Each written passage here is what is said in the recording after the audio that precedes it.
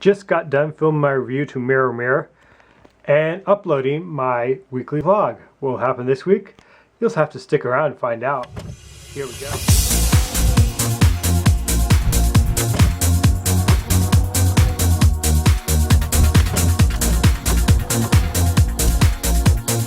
That's right. A sad day in the music world. The sitar teacher known as Ravi Shankar, who taught George Harrison from the Beatles everything he knew, was a virtuoso, won a Grammy, was very distinguished, just passed away at the age of 92. That's right, just passed away at the age of 92. I'll be posting a picture in here so you can see who he looked like. Yes, he trained George Harrison from the Beatles, and it's a very sad day for anyone who knew this guy, because he brought that Indian folk music, classical music, into the pop folk world through George Harrison. You know, and how could this work? But he managed to do it. So yeah, thought I'd bring it up here. That's breaking news, people. Breaking news. And I very well might be the first person to have a YouTube video about this. Alright, peace out, and peace and love. Until next time, this is Maximus saying. Just got done watching some of the 12/12 concert, and yeah, today was 12/12/12, so what did you do today? Anything significant? Or was this an ordinary day to you? So yeah, that's what my afternoon entailed of. Got a little lazy week, but hopefully these last few days amazing will happen, and I'll be able to put up a really amazing vlog for all you people out there. But this is who I am, so take it or leave it. I may not be no Shay Carl, I may not be Charles Trippy, but you know what? I'm who I am, and I'm grateful for that. So if you're going on YouTube expecting ever to be Shay Carl or Wheezy Wade or Ray Rowan Johnson, wake up and see the roses, people. Not everyone's gonna be like these people. Everyone's got their own attributes. Everyone's got their own niche. Everyone's got their own thing that they're good at. So be willing to look and watch new people. I'm Maximus saying I'll be checking you on the flip side. Peace. Hello, everybody. Well, I thought this was going to be another slow week, but apparently not. So I'm going to give you my whole 2 cents, my thoughts on the past to recent, yes, they're in the past now, but also recent tragedies that struck this country and the future of this country if we do not act as people, as human beings, not as money grabbing, muddly people who care about material goods and money and stuff such as a laptop or a camera. Because guess what? These things are nothing but extensions of what we can do. They're not. We can live without them, and we can also learn to live with them. But instead, we let them take over our lives.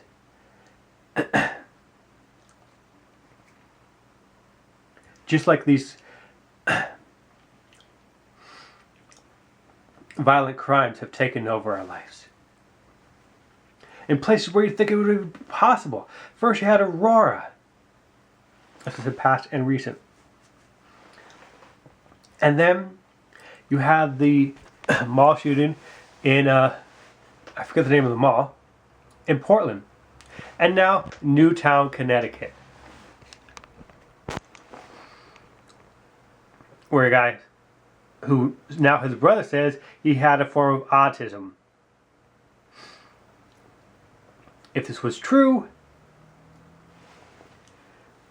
then his brother would have been would have been needed to be under constant care. But somehow he managed to get his mother's guns, off, kill her, and then go on a shooting spree at the school. Supposedly now, there's no confirmation that she actually was a teacher there, or a former teacher there, or if she was homesick or whatever. But the fact that this guy managed to drive off and knew he knew exactly what he was doing, where he was going, man.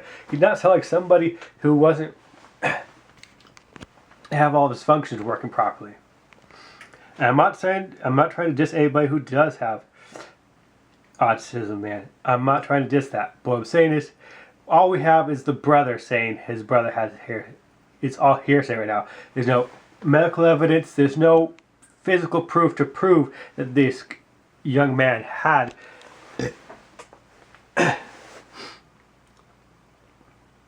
the wiring right up there in his brain. So yeah, let me clean you up here, guys. There you go. So basically, yeah, and then with that one, the Portland Mall, and the fact that the assault weapon ban was allowed to expire and not be put back into place. These could have been prevented. And there's been a lot of videos and stuff about the collapse of society in America. Well, just take a look at Rome. Rome collapsed because because the emperor got too greedy and too powerful for his own responsibility. He was so powerful that that's what collapsed the Roman Empire. That's what ended the Roman Empire. Because he had so much power, he could not literally control it anymore. And we're seeing that already here in America, with the gun violence going up in some areas, and these heinous crimes and all this stuff, and turning good, hard, law-abiding citizens into criminals. We are seeing that the power, they're losing their grip. And that's what happens when you have too much power put into one basket, put into one corner, given to one person. Is they have all this power, but they can't control it. So that's my thoughts, people. It'll continue back along. So let's go. We'll get back to that and back to the future of this country. But let's get back to these shootings. We're talking kindergarten, man. We're talking Carly Styles has a kid that's that age.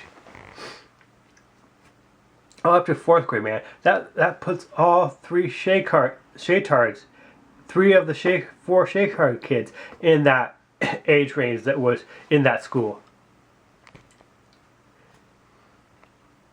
And now these kids are going to need counseling, which leads to, which is going to cost a lot of money, which the parents aren't going to have because of the current state of economy. They're going to need people to talk to. Oh, but you know what? It costs money to talk to these people. It costs money. Money. Oh, it's all about the money, people. They say something about something else, and it's again, man, because money, it's not really the money either. It's the power that comes along with that money. It's what it really comes down to. So these kids are going to need someone to talk to. Of course, the parents have to shell out $200, $300, $400. Oh, by the said done, they have to spend like a quarter of, probably up to $500,000 or $1,000 or $2,000, $300,000, $500,000, or whatever it's going to cost them over the next course of a year. But this kid's going to need someone to talk to, the parents as well, but then a professional, to be there along with the parent. So that leads me into the future of the country. With this tragedy in both these areas, and these kids are going to need, just to get on with their lives, and when they grow up, man, and to prevent for them to go off the deep end because they were violated of that innocence when they were young. And not just them, it's also the kids who survived. Their innocence has been taken away, as well as kids across the country who were even at that school. Schools all over Connecticut, all over the United States are now affected. These kids are hearing about this. They're going to be seeing it on the news. They already seen it on the news, you know. So these kids' innocence has been taken away too. It's not just the kids in there, but all kids in the United States. Again, they're going to need a little time to cope with it. Not as much, maybe not as in-depth time to cope with it, but they will need some time to process it. Which leads back to the future of this country, with the money it's going to take for this, and the money that's not even there, and then the supposed fiscal cliff, and then the rise of food price, and everything just going to shit in a handbag. I hate to be this negative, people, but don't worry, there is a light at the end of the tunnel. We've got to stand up, put our foot down, and say, hey, we ain't going to take this anymore. We are not going to take this anymore. We elected you. You are there to work for us and not the big corporations which are running this country. That's right. You big corporations, beware. You are finished. The age of the smart people has arrived. And we will prevail. Alright. Don't forget, people, on a more positive note, Project for Awesome starts tomorrow. That's right, Monday. So feel free to check out mine and everyone else's Project for Awesome. Look for the logos, and I'll show you. Look for this logo, or this one, or this one. One of those three will be popping up in countless YouTubers, small, big, 100,000 subscribers, 200 subscribers, 315 subscribers. I encourage you all to make a video. It's not about what charity you donate to, the fact that you bring awareness to a charity. And yep, Project for Awesome to help and put as the Vlog Brothers would put it, to end world suckage. Well, I'm Max Smith. And also, don't forget to check out my Eighth and Ghost channel where I've been doing a lot of YouTube news. So, I'm Max Smith once again, and I'm saying until next time, thanks for watching, and this has been another edition of The Struggling YouTuber. Peace.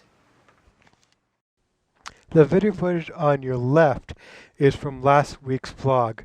Where the question marks will take you, well, you'll have to wait till next week. I'm Max Smith, and thanks for watching, and I'll see you in the next vlog. Peace out for now.